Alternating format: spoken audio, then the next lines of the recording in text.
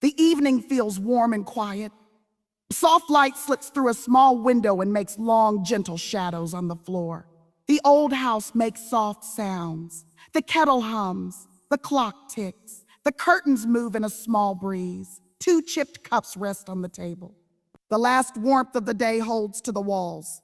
The room feels like a small golden pocket of time. An old woman holds a child's cold hands. Her hands are wrinkled and steady. Her eyes are soft and tired. Her voice carries pain and wisdom. The child says she likes the cold because it makes warmth feel warmer.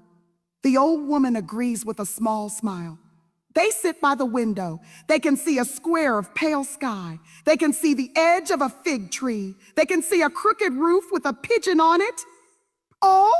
The child named Lila tucks her feet under herself. She leans against the old woman. She hopes the story will come faster when she is close. Lila asks for the whole life story like a movie. The kettle clicks. The clock keeps time. Dust moves in the air like quiet breathing. The old woman closes her eyes as if she is listening to a far train. She opens them and the room feels darker at the edges. She looks at the bright ribbon of light on the floor. She nods and begins. She asks Lila to listen with ears and heart. Some parts will be heavy. Some parts will be light. Breathe. Both matter. Lila promises to listen with everything. A thumb draws small circles on the child's hand as if stitching them to now. The old woman says her story begins with a cupboard that had more empty space than food and with a river that knew her name. She was born in a house that swallowed winter and was still hungry. On cold mornings, her breath made little ghosts in the room she shared with her brother. The floor was so cold it bit through socks. The stove warmed the kitchen only if you begged it in the right way. The cupboard held jars with the memory of pickles, but no pickles. Her mother kept hope folded in her apron like a letter she would not throw away. Her father worked wherever he could, which meant he was always leaving and coming back tired and raw-handed. When she was 9, her mother became ill. At first it was small. A blanket and Will should have helped, but Will ran out before medicine came. Each day her mother moved slower. Her laughter thinned to a thread. Her cough sounded like seeds in a dry gourd. The girl learned to stir soup without burning. She learned which herbs lied and which were kind. She learned the weight of her brother asleep on her shoulder. She learned to love by doing even when she was afraid. She learned to give fear a chair in the corner and not a place at the table. The day her mother stopped coughing was not a day of healing. It was the day the house became too quiet. Her father stared at the wall. Her brother held her waist and cried into her skirt. The kettle sang. The clock moved forward.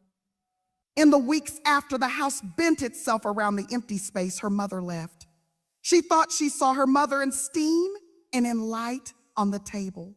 She tried to be gentle. The trying became its own gentleness. Her mother had taught her to mend before she could write her name. After her mother died, she mended as if mending could make the world whole. They were poor in ways a photograph could not show. They asked the shopkeeper for flour and paid with promises. They stretched a loaf until it forgot it had been small. Yet there were small, sweet moments.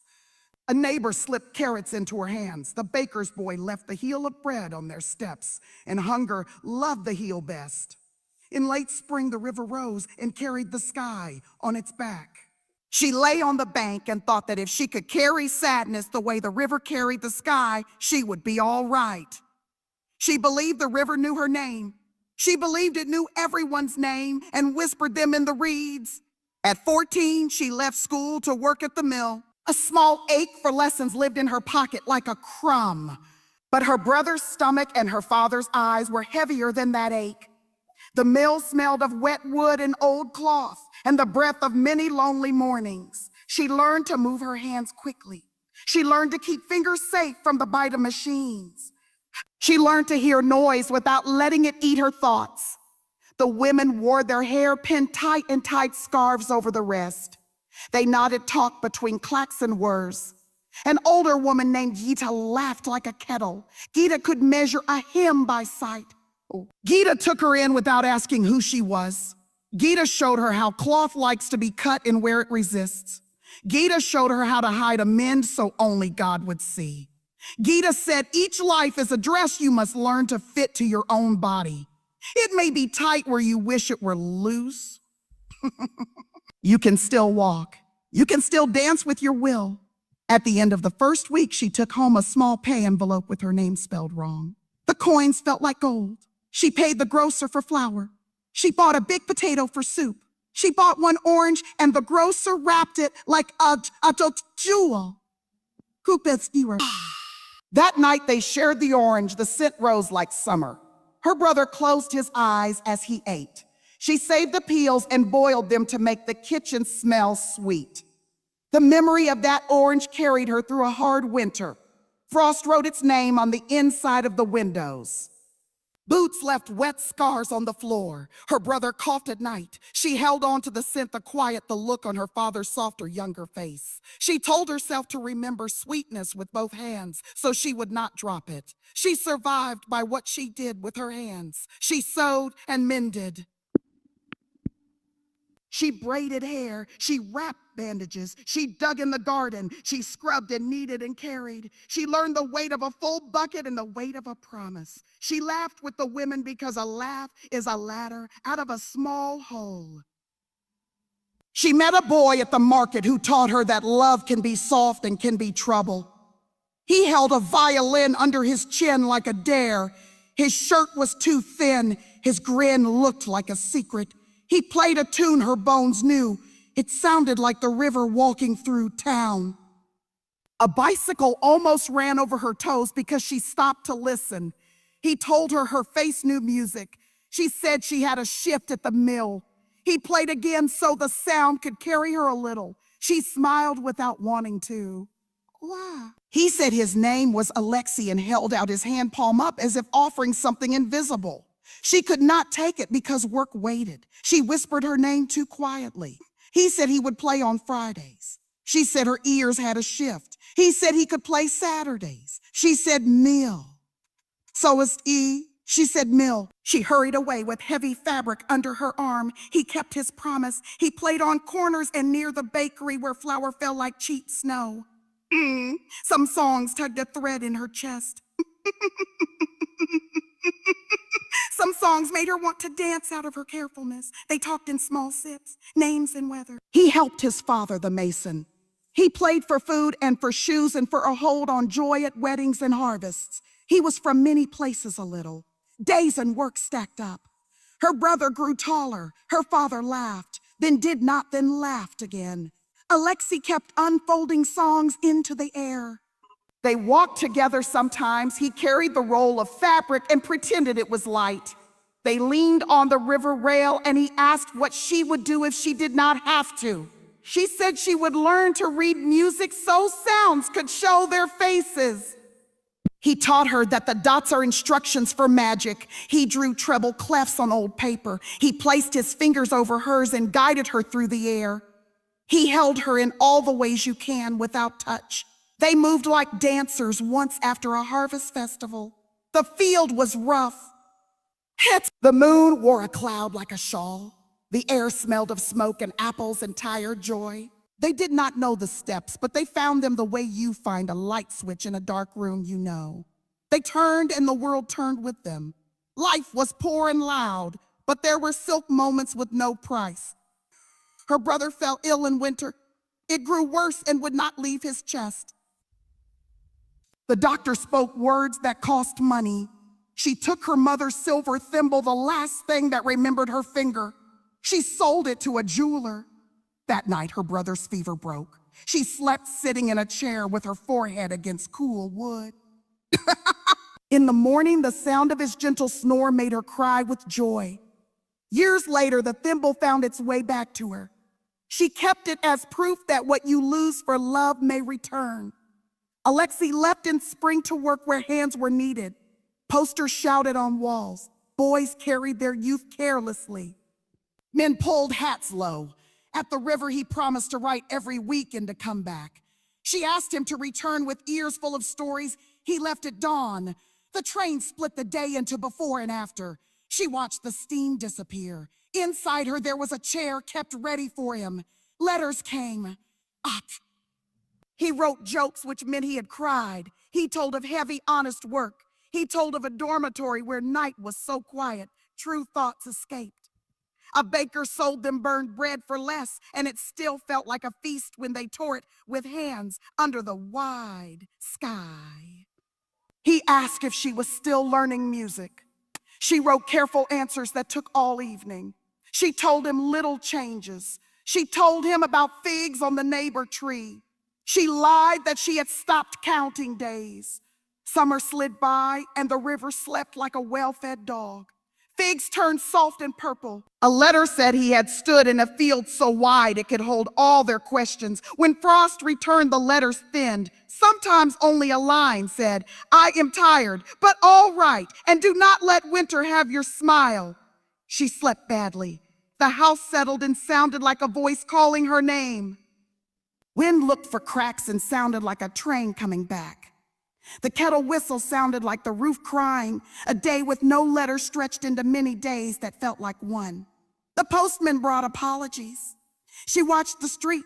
She asked the river questions. The ache made a home in her chest. The last letter was thin and smelled of smoke. At the bottom, he drew a small treble clef with a hidden heart. She traced it until the paper thinned. At work, Gita saw blood on cloth and told her not to feed sadness with her own blood. Let sadness be hungry, and it will live with you without eating you. She learned to carry waiting like a heavy coin in her pocket. She worked. She tended the stove. She laughed sometimes because even at funerals, someone tells a joke. And laughter is an apology and a prayer. She taught her brother to mend his own socks. When asked if she stopped loving Aleksy, she said she put that love on a high shelf where she could see it and not trip on it. Love that has nowhere to go is a bird. You cannot keep it in your pocket forever. You do not need to set it on fire. Life turned the page. A man came to fix a leaning fence. He brought wood. He spoke gently and made the fence stand straight. The yard looked like a promise. The click of the gate sounded like home. He returned with a fixed chair and a good loaf. He kept returning. He fixed what broke without making them feel broken. He laughed at small jokes. He listened to the old stories. He did not ask her to set down what she could not. When she told him about Aleksy, he did not ask her to forget. He said they could build a house with a room for sorrow. They would keep the window of that room open and let the sun in. She loved him. With him, she grew a garden. With him, she had a table where 100 meals were happy. They argued gently. They buried a small cat and cried in the yard. He was not the first love. He was the long love. She learned to stay when she wanted to run and to run when staying would make her small. She learned hunger can make people cruel and that she could forgive the hunger without forgiving the cruelty. She learned to light the kettle while tears were still on her face, so the tears would be less hot when the water boiled. She invited the child to ask a brave question. The child asked if the old woman would leave her. The old woman said she would not go anywhere without leaving her hands behind. The soup, the stitches, and the steadiness would live in the child. She said not tonight and not for a long while if she could help it. The child relaxed and leaned closer. Before the fence was fixed, there was a visit that changed her days. A headmistress came to the door. She invited her to an evening class for working young women. The child brother could come and would get a biscuit. The headmistress said that learning would feel like putting a coin in a jar with her name on it. She went. She read out loud. She learned and unlearned. She wrote her name in a way that felt her own. Her brother stacked blocks and ate a slow biscuit. Both looked older in the right way. A teacher brought a camera. He taught them to hold still while the world moved. He said light writes its own language when you give it a place to write. They took a picture of the fig tree and waited with patience for the image to appear. When it did, the room thawed. Photographs became a way to save what she could not keep. her brother's face as he ate an apple from the inside, her father sitting with his hands folded like a quiet prayer, the neighbor's cat mid-yawn as if the world's boredom was funny. She called the silver salts a kind of magic that works best when you respect it. She learned to see herself not as hunger and hurt, but as a person who makes holds and gives. Night grew warm and the tea grew cold. A dog barked twice. A kettle cried in a nearby kitchen. Dishes clattered. Feet passed by. Life pulsed around them. The thimble was wrapped and put away. The child asked again for all of the story. The old woman said there were many evenings ahead. You cannot rush a sky to sunset or a story to its lesson. That is exactly the age the child was. The light outside let go. The lamp made the room itself again, small and sure and full of quiet history between two people who love each other across time. The old woman gave the child a question to carry to bed. What would you do for love if no one saw and no song was written after? The child said she would give someone the last bite and not say that she had.